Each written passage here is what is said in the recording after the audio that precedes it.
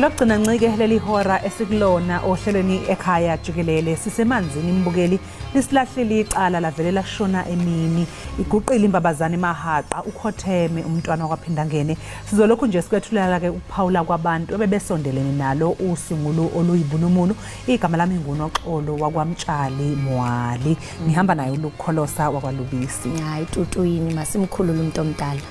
masimkhulule. Ayike mbukeli masiphinde ke sibulise kwaye sinamkele kwindawo ngendawo nempangelo apho nikhoyo ukuba ke ubunathi ukusukela kwirethi yokuqala yenkqubo okuzawuthi iganga lomzuzu uvile kwaye wabona ukuba siqwalasela ubomi bomntwana uMangosuthu Buthelezi nalapho ke sijonga inkalo ngenkalo zobomi bakhe neziquka indima athe wayidlala kwezopolitiko kweli nakwisizwe sikaZulu njalo njalo isendimlo ke ukholosa kaLubisi masiqhubeke novimba wethu.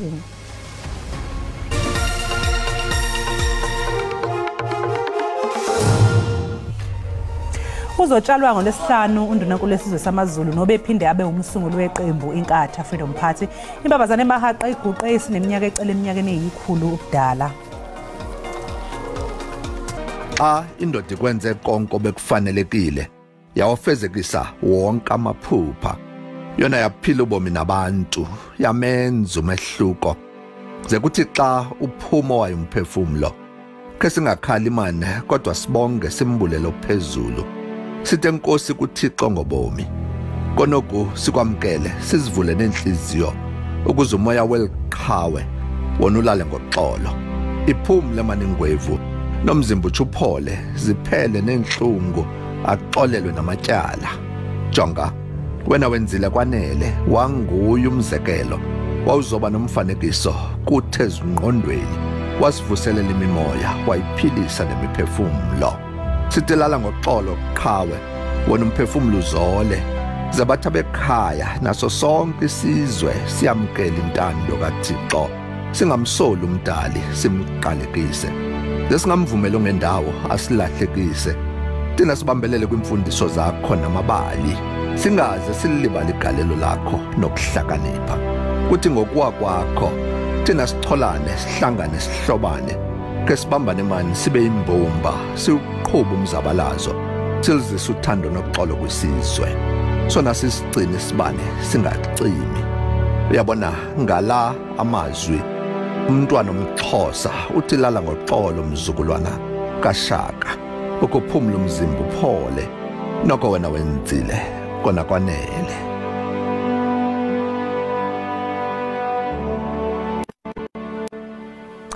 Indodana yenkosi uMangosuthu Buthelezi umntwana uZuzifa uthi imbabazane mahaqa ibingaphezulu nje kukababa kuyo kodwa ke ibingumholi ngisho nasekhaya ngaleyo ndlela ke umndeni uqhameke udume lwengozi lokhu ukusho izolo enengxoxo nentatheli indaba ze-SABC ezinze eThekwini uSimphiwe Makhanya. It's been a very, very difficult time. As you just said,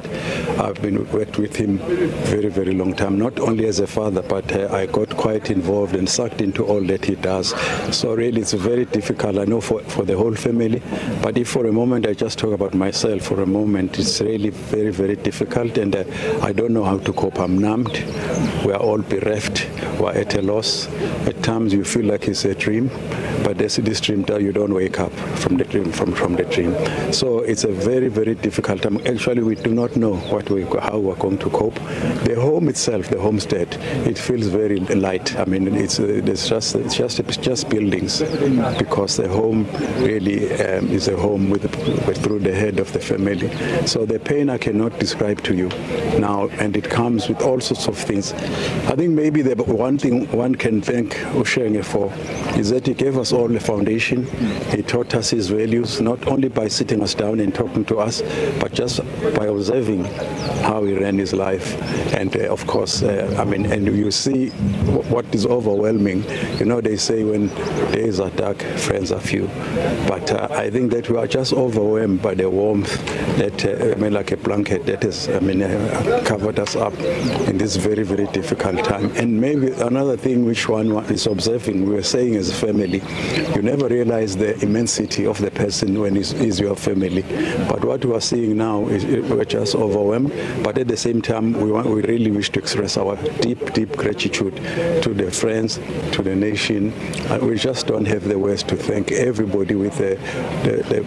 what they've expressed to us in terms of trying to comfort us. Kanti kusenjalo mbukeli uninzi labantu liyaqhubeka nokuthumela amazwi ovelwane kwaphinda ngene. The question is, where does one begin when passing condolences of a figure towering as Mntwanenkosi wakwaPhindungene, Chief Gatsha Buthelezi? His Majesty King Mswati III, Indlovukazi, and the entire Maswati nation have already conveyed their sympathy and condolences to the President of the Republic of South Africa, His Excellency Cyril Ramaphosa, the people of the Republic of South Africa, and indeed to the family of Mangosuthu and all the organizations and structures he has worked with and which he has been working through. Maswati do consider the demise of this great giant as a huge loss in the region. However, we take solace in the fact that the shadow of Usheng will continue to loom into the corridors of history. We are not going to miss the way which he charted for the region to follow when we come to issues of political emancipation, when it comes to issues of conflict resolution and reconciliation.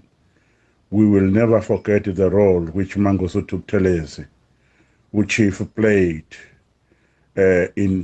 towards ending the violence and the murders that were ravaging the province of KwaZulu-Natal pre-1994 and through 1994 into the new democracy. He showed great skills and acumen when he joined the negotiators in Kotesa 1 and Kotesa 2 to come up with the program that ushered the Republic into a democratic dispensation. We have watched him with envy as he executes his duties both as second vice president of the Republic, as a cabinet minister, and a long-serving member of parliament in the National Assembly of the Republic of South Africa. The whole region of Southern Africa, or the whole continent of Africa, have lost a giant. We have lost a man of stature, yet at the same time, we are saying because of history, the history which Chief Gatsha Mangosuthu Buthelezi is leaving behind, will continue to mentor us and orient us to the vision that he had for the region and for the continent of Africa. To his family, we say, receive our condolences. To the people of South Africa, we are saying, receive our condolences. And to all inhabitants of the SADC region, the Kingdom of Eswatini's government pass its condolences at this hour of difficult and the loss of such a great man. Thank you for the opportunity.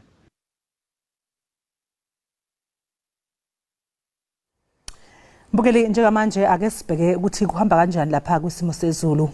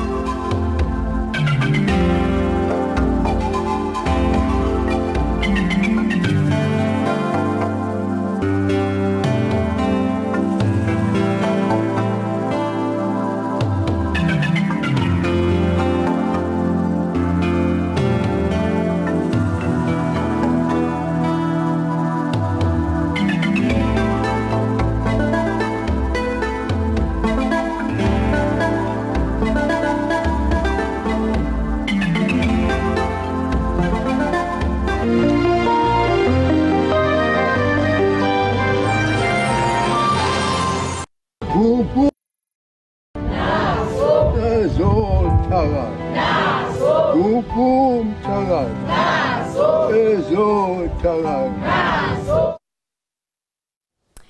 Enkosi ngokuhlala nathi nisasibukele apha ekhaya jikelele kwinkqubo ndaba yakho eqaqambisa ulwimi lwemveli uDTT. Amazovelwana yathontelana asingise kusapho lomntwana kaButhelezi kwi-IFP nakwisizwe sakwaZulu. Oku ke kuza njengoko abemi boMzantsi Afrika bebonakalisa imbali eyadlalwa ngumntwana kaPhindangene uMangosuthu Buthelezi. Inhloko yendlu yobukhosi bukaMandela kunye nebhunga lemveli yasemvezo uNkosi Zwelivelile kaMandela uthi naye makaphosa umnatha abone ukuba ubuya nantoni.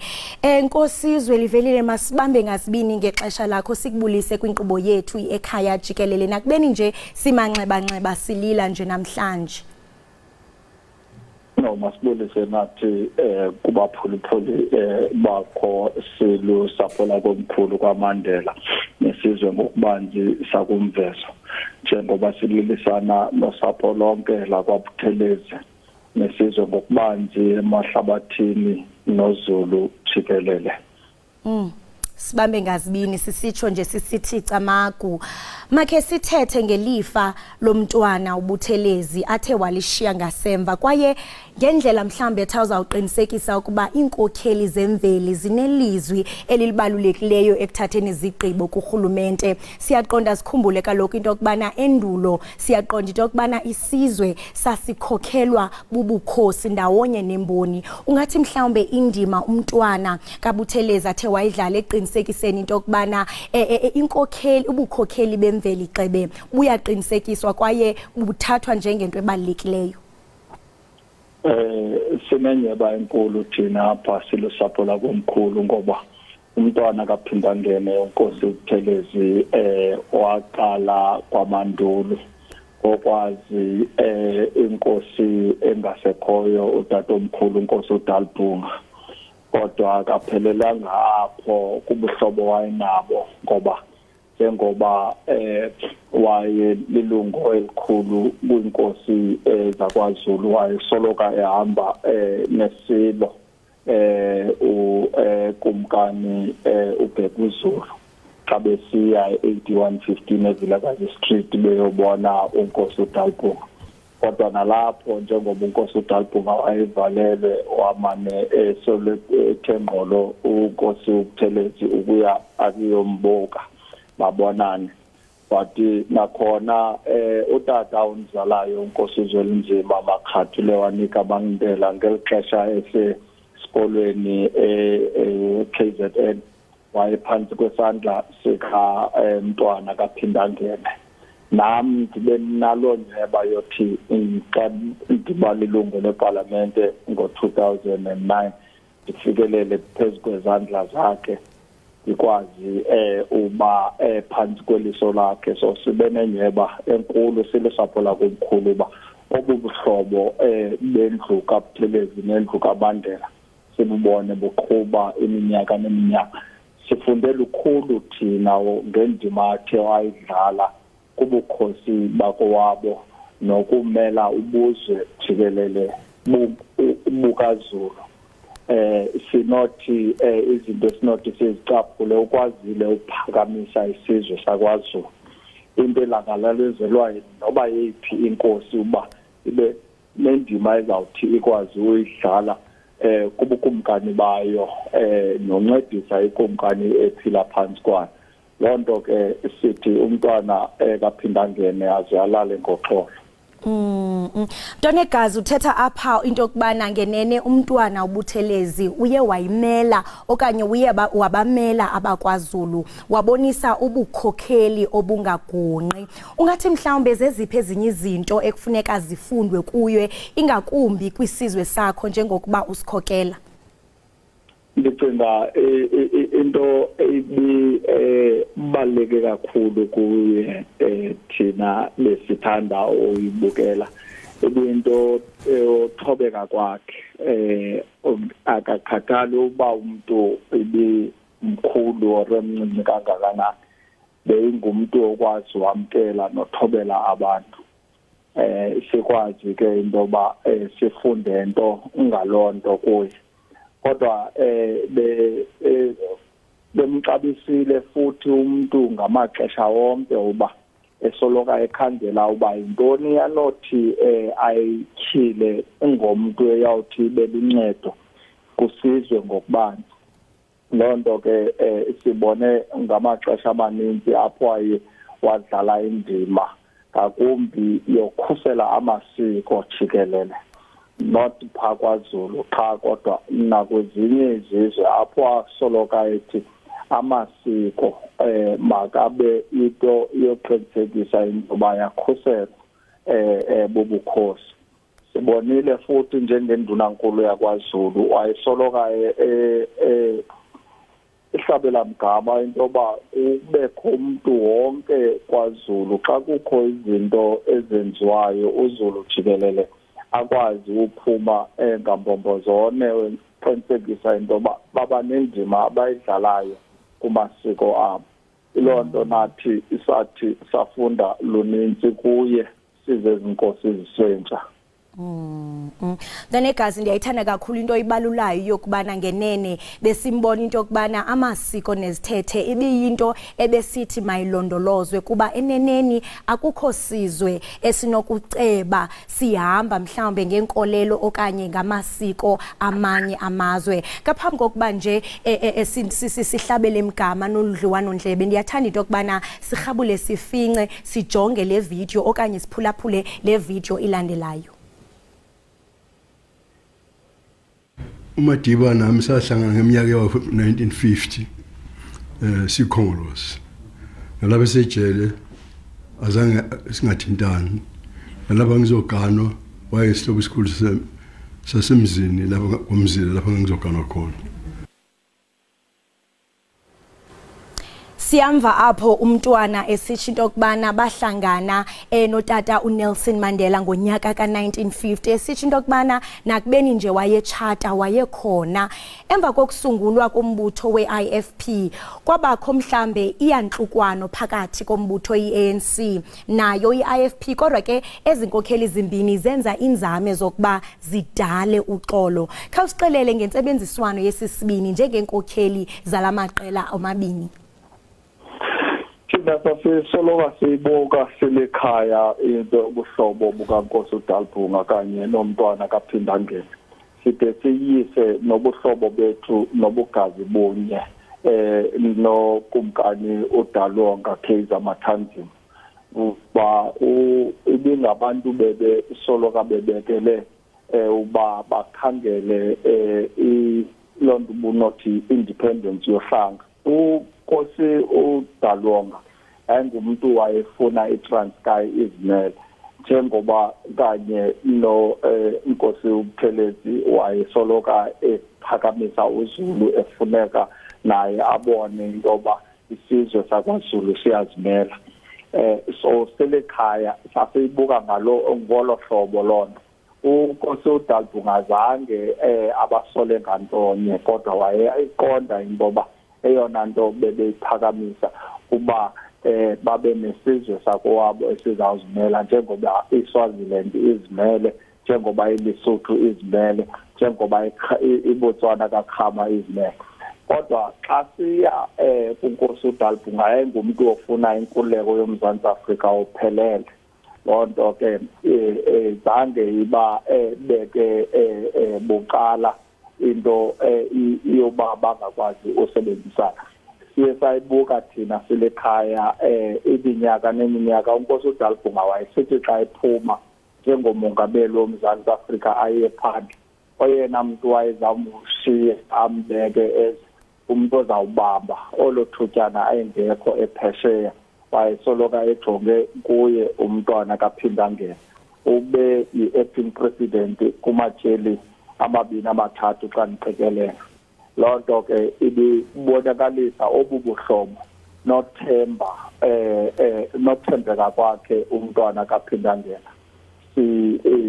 yesayiqonda thina uba ibengumuntu ngokwe ekhaya njengoba wayesoloka ethetha kaninzi esithi umalume wakhe uPhikisile Seme wayekhona ekusweleni kwalombutho kaPhongolosi naye ukhula kuwo lombutho ibingumnqweno wakhe wophinda uthi xa egobe sebuyele kumbutho wako wabo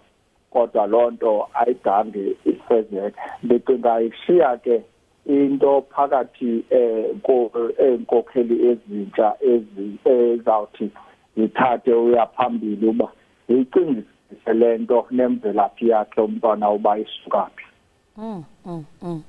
Mntonegazi kumazwi lo watshoyo kuyangqineka into yokubana ngenene isizwe ngesizwe sinoxanduva lokuphanda nzulu ngembali imvelaphi nenkcubeko yaso ukuze kube kanti siyazifumana i-solutions okanye undoqo wezinto esingabona into yokubana konakelephi xa sijonga nzulu kwezi zinto othe wazikhankanya.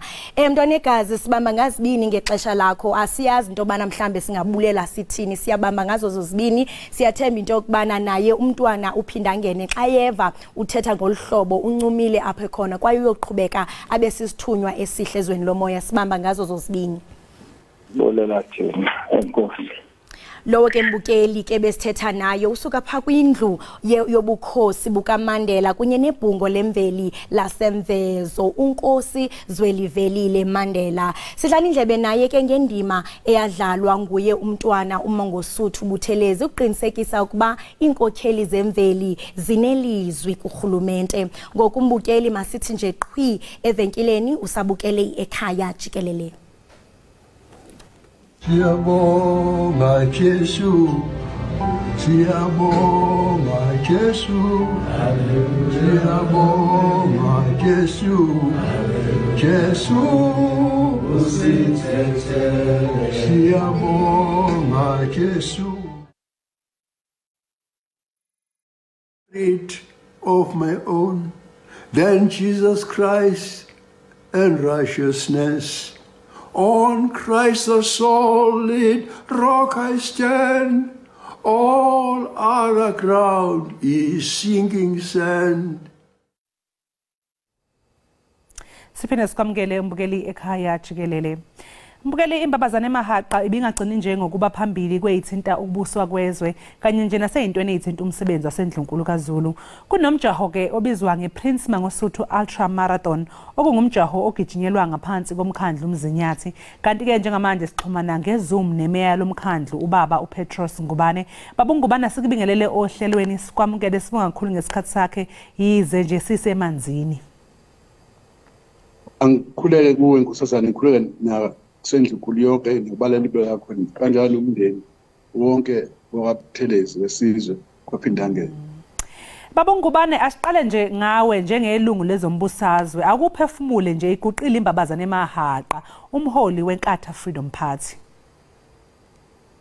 Kwazani mina umlando wami nomntwana usuka ekujuleni kabi ngoba ngajoyina direct mina ngixhumane naye umntwana ngo1977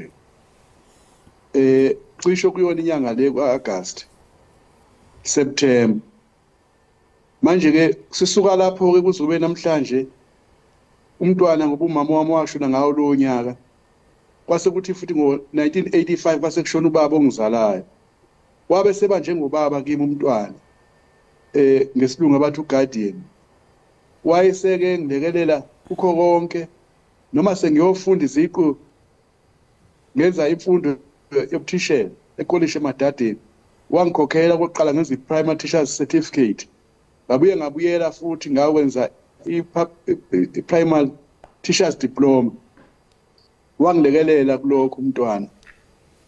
okuningi ke phakathi kwemndeni yethu yombili umndeni wakhe wakaphinda ngene nomndeni wami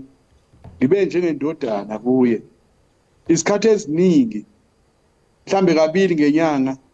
bekufanele kuba ngiye ngivakashele umntwana ekhaya kaphinda ngene noma kathathu uma into ziningi zinzima ekufaka sikhuluma ubuso nobuso angikhoshi ngalokho noma ngabe bese eThekwini ngomsebenzi noma ekuphi kwakufanele ukuthi ngisondele eduze kwakhe mangidinga kuba asokhuluma ngalokho afuna ukuba akusho kimi noma angithume khona ngaphandle nje kombusazwe ke lo sengichaza ukujoyina kanjalo waba khona ukwethembana wangethemba ngimncane noma kukhona amalungu amakhulu eqembu abuthaka aselele ebhedlela abahlonishwa abakhulu ababe ngongqongqoshe bakhe umntwana noma kukhona amakhosi ahambileyo neziqonga zeqembu nesizwe wayengithuma umntwana ngihambe ngiyothula inkulumo zakhe maningi amakhosi nezikhulu zeqembu engithuma ngiya nasebhedlela ngiya nashemzini yawo noma kukhona abangazwene eqenjini abakhulu ngaphezulu kakhulu kwami ngezikhundla wayengithuma umntwana ukuba ngiye kubo nabanye abangamphethe nje kahle ngezenzo zabo engeke ngibabale ngamagama abo la wayengithuma kubo umntwana ukuba ngiye ngikhulume nabo. Yebo mhlonishwa umeya nje njengoba usho ke nawe ukuthi umntwana ube umuntu onjani mhlawumbe ke sesicela nje ukuthi usibeke esithombeni ukuthi ube umuntu onjani ke sesikhuluma nje ngaye njengomholi weqembu nanokuthi ikuphi nje wena ongathi ukuncele kuye. Ukuncela kwami kumntwana njengoba ngisho ngithi ube ngubaba kimi kwenkathi bengamthatha ukuthi ube ngumfundisi kimi kwenkathi bengimthatha ukuthi unjengomzali kimi ngoba noma ngifikelwa kuhlupheka kokushonelwa emndenini wayenza lokho noma ngigulelwe emndenini wayenza lokho sasikhuleka nomntwana uma ngabe kuzoba ingqungquthela noma isiphela ingqungquthela sibanga uNkulunkulu angeke ngibale ukuxhumana nomntwana abantwana bomntwana inkosazane inkosana nenkosazane esele umntwana nalaba sebeyahambayo bayakwazi lokho engikushoyo angazi ngathini ubuqotho engifunde kumntwana umela into ungahambi neningi kodwa umele lokho okholelwa ukuthi kuyikho ungawesabi ungancothozi umntwana bengafuni ukuxhomondela ube ngamthanda umuntu oxwasa abanye abantu ubekholelwa ukuthathela inqumo ngokuhlanganyela kuboniswane engakholelwa kakhulu ukuthi kuze kufike kuvoteni umntwana wakaphinda angene wangifundisa okukhulu ukuba ngemukele nalabo abangangifuniyo izitha sasikhuluma kakhulu kwenkathi njengoba ngisemncane mina ngishiselwa nayo igazi nje uthi hawu ngoba lo sibanibani uthe wathi kweqembu elithize nobani wani usukhuluma kanjani futhi naye dabezitha athi umntwana uNkulunkulu phela usifundise ngendodana kuJesu Kristu ukuthi kufanele sithobeke sibemukele laba bayizitha zethu umntwana wayihambisa esengithuma mathupha njengoba ngisho ukuthi benginjengendodana yakhe umntwana wangethula nkosazane obishop abaningi izikhulu eziningi kwenkathi angangitshela ukuthi kanti ufuna ngemphelezelo uye emanxuseni amazwe athi nje wofika ngesikhathi sekudla kwasekuseni noma ntambama angangitsheli noma ngabuya ebuhleni enkosini enyazini athi nje angazi ukuthi umkanjani ngifika bese kanti ufuna siye lapho la efuna singiphelezele eyakhona akaze ngimthola umuntu othobeke nohlonipha njengomntwana okaphinda angene ohlonipha abantu abancane ahlonipha abakhulu ahlonipha abadala ahlonipha abacebile ahlonipha izinkolo zonke kukhona amasonto akhiwe khona izindlu ayisizile umntwana zamasonto esimlekelela kuzo simlekelele kuzo othi engithuma ukuthi sincenca abazosiza uba zakhiwe angalona ibandla lakhe lasesheshi anikele khona izingane engizaziyo imndeni ayeyondla umntwana eminingi eyayikade ikhathazwe udlake emalokishini yebo baba umhlonishwa umeya ihlala la ihlala khona iqashelwe nemizi akhokho umntwana akhokhe emafletini akhokho ukudla umntwana akhiphe asali kusasa noma sheke asayini umntwana eshekebook yakhe ngikhumbula ngolunye usuku nkosazane ebandlela amaluthele emphumulo kugcotshwa abefundisi lini izulu ungakafaki itiyela ufonakala ukuthi manje ke kulungisa umgwaqo ukuthi izohamba kanjani imoto wakhipha ishekebook yakhe umntwana wayisayina lapho on spot ukuba kuqashe kuthelwe inkwali ukuze ihambe imoto ngikhumbula ngomunye unyaka Nkosazane sikwadukuza ufaka umkhosi isilo siyobambela kwamashu uwafanele umntwana sikhipha ishebhu wathi mbomvu ufuna ibhasi amabhasi ngoba kuma isilo sifika lapha bengekho abantu ahambani ufuna amabhasi wayesayina isheke lakhe ekhokhela inkampani yamabhasi lapho on sport kuningi engikubonile umntwana angibonise khona ubuntu nokuqotho nokuthembeka nokuhlonipha nokwazisa uNkulunkulu angaze ngimbone umuntu onjengaloya emhlabeni empilweni yami Nkosazana kodwa kulokho okukhulumile ukuthi sami ukhathina sathi sikamba ngaye umjaho lo osundaba sekwawubizwa ngoPrince Mangosuthu ultra marathon lo mjaho sasihlonipha umntwana singumzinyathi ngoba lana emzinyathi yathi kukhona intaba yasesandlwana kukhona income kukhona indawo yakwaZondi kaBhambatha kaMancinza kulezi indawo kulezimpi zikaZulu nabamhlophe abamangisi namabhulu sayinqobe yamangisi umntwana la esandwa nje ube ngubaba mina engathi angaze ngenze lutho umsebenzi noma ngiyimeya emvoti iminyaka eyishumi engafiki ukuzongibheka nokungisekela nokusesekela empeleni ngangize ngimcelele ngisha abanye abantu abangekho ekuleyo ndawo mabe becela kimi ukuthi sicele umntwana ngibalekelele ukuba umntwana abuyisa ithemba nokuba bathole abantu okubafanele manje uma ukhuluma ngale ndaba yokuthi umntwana ngimazi kanjani kulomcimbi wokugcina nje ningofakazi nani beyindaba ukuthi wafika umntwana walindwa nacela bacela beyindaba bonke bemidi ukuthi somlinda umntwana wasuka ekhaya emahlabathini wafika la kithi emzinyathi wazoba isikhulumi sethu sosuku wakhipha futhi nemali enikeza abantu angazi Nkosazana ngithini la emzinyathi ube sithanda kakhulu ngoba emvoti emdlovana kulapho kwagwetshwa khona isilo sasoSuthu isilo uMamonga inkosi uDinuzulu eyagwetshwa khona kanjalo futhi ekuyazi ukuthi ukhokho wakhe isilo ucetshwayo esasihola impeyalwa ngesikhathi sayo impeya ilwela la esandlwana kuyazi ukuthi lapha kwaZondi njoba kwali impeya yamakhanda ngo1906 yayiphathelene nesilo esumkhulu wakhe umntwana isilo uDinuzulu manje ke okunye okuyindaba zekwaye saqala ngo2020 kuMay zu23 sacela kumntwana kwase kusuka lesimo ke seCovid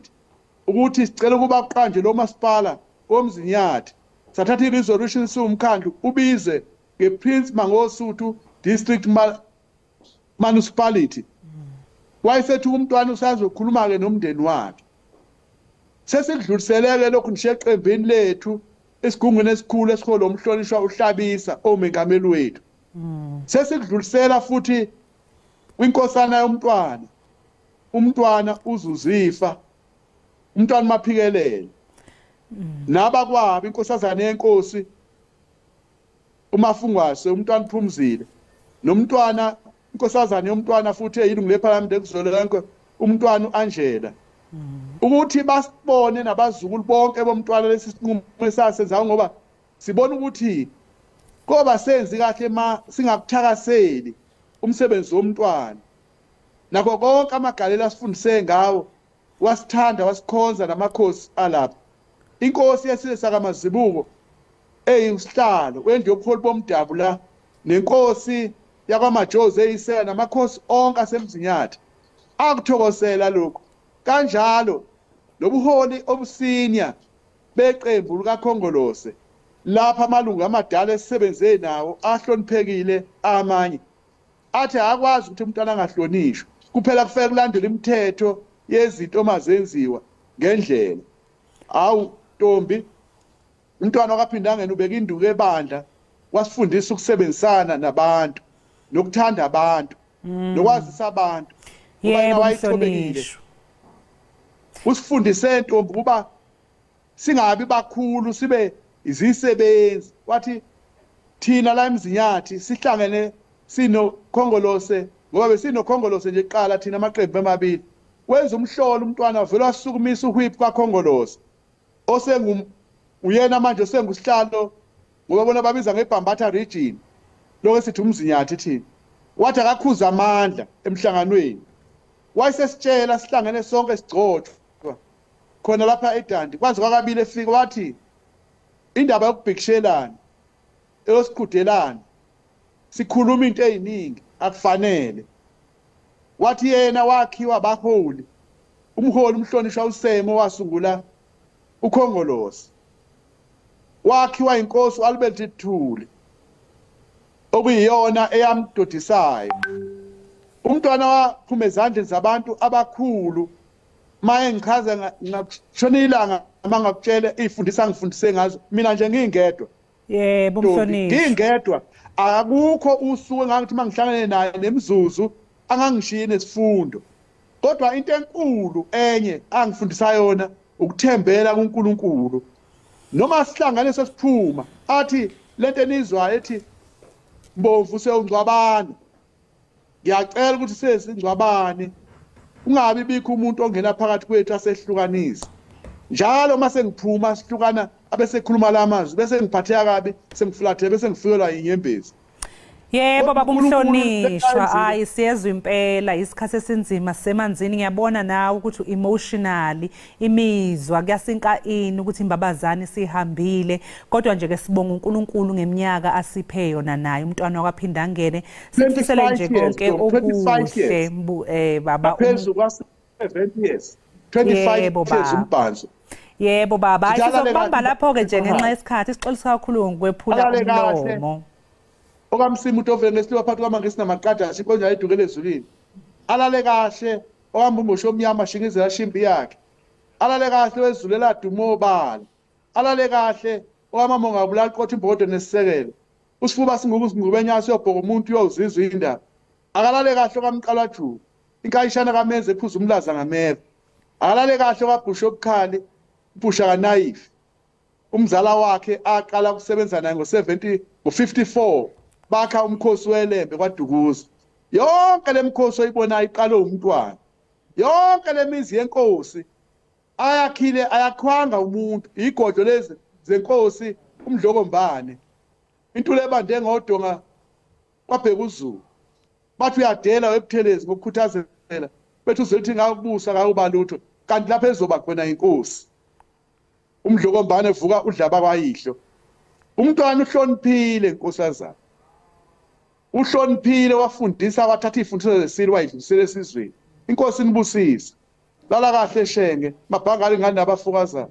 sihlonone esikhala endlebeni zikabhoda kwaze kwasa lala kahle sibunubunu usungulo lala kahle shenge sokalisa wena wesilo dabezitha Dabezitha usungulo luyibunubunu olivinjwa ngapha lishone ngalena isihlonone esikhayela amabhune emadlebeni kwaze kwaso Foster bethintitha umbukelo kwamanje asinje kequnga sayidolo mangabe sibuya sizobuya ke sesikhulumisana noSimpho kaMakhanya onkanise khona lapha endaweni yakhona lapha Olundi ke sizwe ukuthi khona ke ngabe sekuhamba kanjani asiqu edolo sizobuya noSimpho kaMakhanya. Merit of my own then Jesus Christ and righteousness. On Christ the solid rock I stand. All other ground is sinking sand.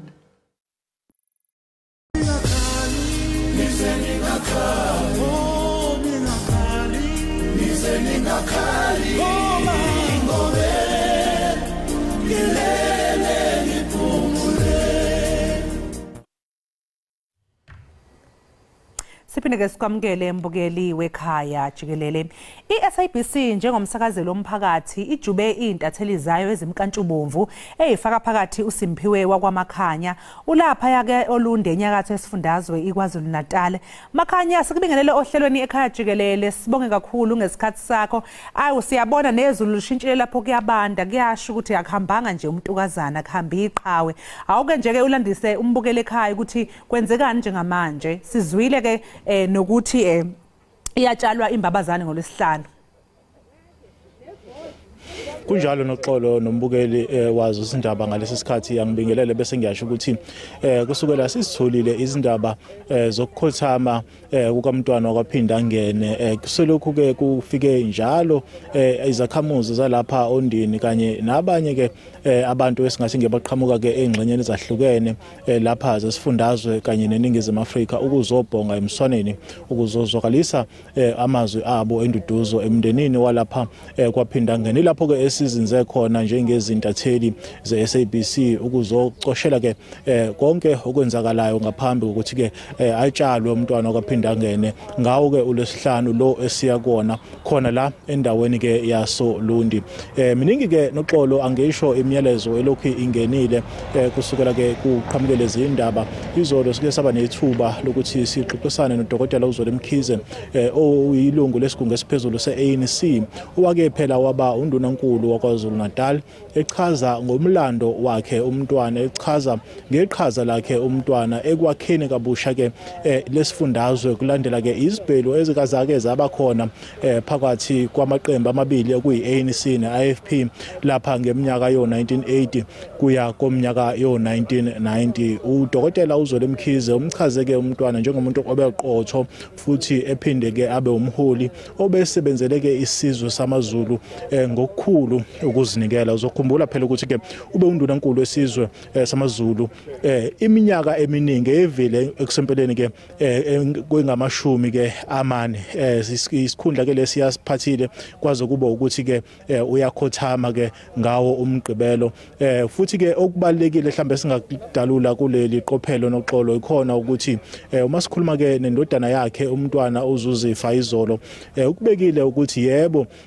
mhlambe kungaba khona abangaba nembono ethize ngempilo yakhe umntwana kepha bona njengomndeni baqemeke engeqiwantwala futhi balibonga bayaliqhalalisela kakhulu iqhaza lakhe lokuthi akhe isizwe samaZulu sibumbane futhi nokuthi ke aphinde futhi ke abambe iqhaza ekutheni kutholakala izisombululo ezimweni ke zezimbusazwe ezazilokhu zenzeka lapha esifundazweni kakhulukazi kwaZulu Natal noxolo izwi ke silitholile kuhulumeni wesifundazwe izolo ilona elithi ke umntwana uzokutshalwa ngoLesihlanu lapha undini bese kuthi ke ngoLesithathu kube khona ke inkonzo yesikhumbuzo noxolo. Makhanya ngabe nje obani ongababalula esebefikile bezobhonga emswaneni ngiyakhumbula lapha sibonile ke undunankulu wakwaZulu Natal noMsadube Ncube sabona futhi ke nobuholo phezulu beNkatha Freedom Party buholwa lapha yana umhlonishwa uhlabisa sabona kanjalo nomkhuleko hleko ngabe ibapha abanye mhlawumbe abaholi abaqavile sebeka bafika ukuzobhonga emswaneni. Noxolo ngikhuluma ngabaholi bamaqembu ezombusazwe ahlukahlukene soqala ke ngeqembu lakhe umntwana iNkatha Freedom Party ebeliholwa uyena umnomzana uhlabisa kanjalo nosihlalo ke walo iqembu lapha esifundazweni umnomzana uThami Ntulu balokhu befike njalo lapha ekhaya kwaphinda ngene ukuzohlanganisa ke yonke imbono esingathi ke nomndeni malungana ke nezinhlelo zokutshalwa ke kwakhe umntwana izolo njengoba ngishilo ukuthi ke kufike abaholi besigungu esiphezulu lapha esifundazweni beANC beholwa usihlalo wabo umnomzana uSiboniso Duma ukuzozwakalisa ke nabo amazwi enduduzo emndenini bebekhona ke futhi nabaholi beqembu iAction SA kanjalo noNFP bake bafika ke nabo ukuzozwakalisa ke amazwi enduduzo abo kepha ngaphezulu nje kwabaholi bezombusazwe noxolo bekukhona esingathi ke ayilabo abeseka iqembu iIFP belokhu befika ke ngobuningi babo becula behlabelela ukuzohlonipha uShenge behlonipha ke iqhaza lakhe uShenge lobambile ikakhulukazi kwezombusazwe nangaphandle kwalokho futhi singakubalula ukuthi namabutho abelokhu efika lapha ke undini ukuzohlabelela ke futhi ezwakalise ke ukuhalalisela uTusa iqhaza lakhe umntwana wakaphinda ngene ekubambeni ke iqhaza ekutheni ke kusungule kuphinde ke futhi kubumbane isizwe samaZulu sonkana sikuye sakhuluma ke nebamba bukhosi lakhona lapha kwaShenge izolo lakubeka kwacaca ukuthi uZulu uqemeke engeqiwantwala futhi kuzothatha ke isikhathi ukuthi bakwazi ukwamukela lokho okwenzekile ngoba phela umntwana singathi ke usebenze ngaphansi kwamakhosi amathathu alapha kwaZulu kuze kuba ke ukuthi uyadlula emhlabeni nje bekusanda kubekwa ngokusemthethweni inkosi uMisuzulu kaZwelithini noxolo. ithini nje emakhanya mhlawumbe imbono ke yabaholi laba baqavile abalokhu befika nje bezobhonga emsoneni ingabe bona baphefumula bathi umuzi wawo abunjani nje? Okuqala nje mhlambe noxolo asikubalule ukuthi noma ngabe umuphi umholi kuliphi izinga mangabe sekushaya isikhathi sokuthi kubhekwe umlando wakhe kuye kube khona labo abangeke bambone njengomuntu obeqotho bese kuba khona futhi labo ababembona njengomuntu oqotho imbono ke iyahluka noma ke futhi ubheka ukuphawula nje kwabantu einkundleni zokuxhumana kukhona labo abambona njengeqhawe bese kuba khona labo abangamboni ke njengeqhawe kepha kulabo baholi abasingathi ke bafike lapha kwaphindangena abalokhu beqhubekile ukufika lapha kwaphindangena uLondi balokhu besho njalo ukuthi impela iningizimu Afrika igqemeke ingozi engeqiwa ntwala ngoba phela ke umntwana kwaphindangene bathi akusophinde kube khona ofana naye ikakhulukazi ngeqhaza libambile ekuzameni ukuletha uzinzo nokuthula lapha esifundazweni kwaZulu-Natal futhi ke phela uzokhumbula ukuthi iqembu iNkatha Freedom Party lake laba ke nethuba lokuphatha ke lesifundazwe udokotela uZwele Mkhize ukubalulile ukuthi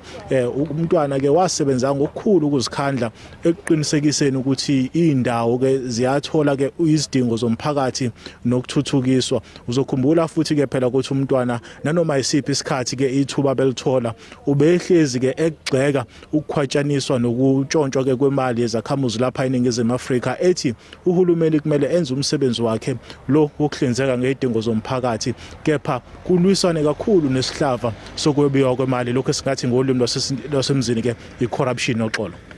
Sasiphetha nje ke Simphiwe lolu daba selehehe ngisho phela nabe indaba abavela ngaphandle kwezwe. Engabe nje kuthini kini njengeintatheli ukuthi nicoshele ngalokhu ukukhothama kwembabazane? Uma ngabe ubheka esingathi ke inani labantu abalokhu befike njalo la noxolo ukuzothamela ke konke okwenzakala la asingasho nje ngaphandle kokunanaza ukuthi bekuyinto elindelekile uma ubheka ke umntwana izinga abesekulona empilweni nokuthi ke umlando wakhe uthini eningizimu Afrika esifundazweni kwaZulu-Natal esizweni samaZulu sonkana uzokubona kucace ukuthi cha umntwana bekufanele impela ukuthi ke uma ngabe sekwenzeka isimo sikanje kuba ukuthi bonke abantu bayafisa ukuvela la nokuzobona ukuyizwela ngawabo ukuthi kahle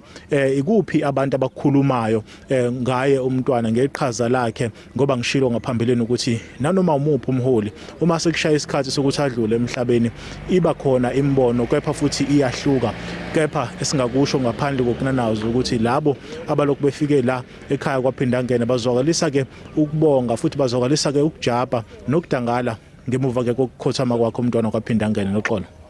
Sibonga kakhulu ke emakhanya ngesikhathi sakho nje niqhubeke nokucoshela sizolokhu sicosha nje sibuyela kini isiza ukuthi sekuyikupho sekwenzeka sibonga kakhulu ngesikhathi senu lo mbukeli bekuSimphiwe emakhanya oyintatheli indaba zalapha SABC yena kunkanise lapha ya Olundi lapha khona le enkonjeni kwaphindangene njengamanje ke mbukeli asithi nje ke quke sibheke isimo sezulu ukuthi sime kanjani.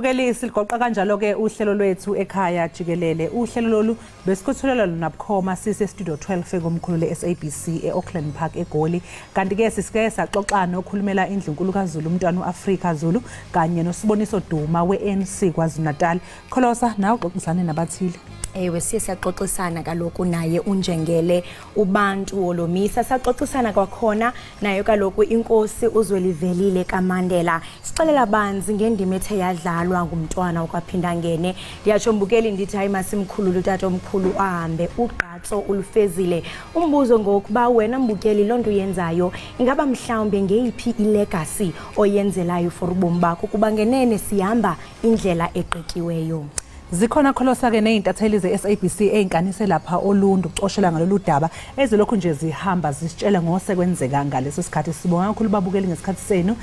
sethembe ukuthi nizoba nosuku oluhle ke futhi going forward sikhona ke futhi kusasa ngesikhathi esifanayo siyabuyela si ekhaya jikelele kuze kube ngokuzayo kamnandi Waxopheka kabana wacisha nomphela solika Mthaniya Waqhufuka wawa ndlunkulu unqolobane enkombandlela yomlando wakho iweleziko lokufa uwile umuthi omkhulu wathula umlomo ongathethi imanga sadla besikhomba unqo ngiyathuka osimiya yomlando obukhosi bakwaZulu ushwele lalani ngenxa ibikhothema inkombandlela yakho nokho uyibekile into kwebandla lala ngoxolo mbabazana emahaqe haqa amadoda kwaze kwasengabulela umthongo Wakuqa kuzibethibela abakamadakadunu seshwele seqamlingwana belinge ngoba belinge abasemvathu Phumula mmemezi kaZulu ememeza amajaji abevele eningizimu nasenyakatho Umnyikizo wentaba ezilikhulu unyikisa ikodla inkomo kwazi kwazamazama ingome Yibinda wena wenkosi shenge mnyamana kanqengelele ndlelandle uzube lidlo selihle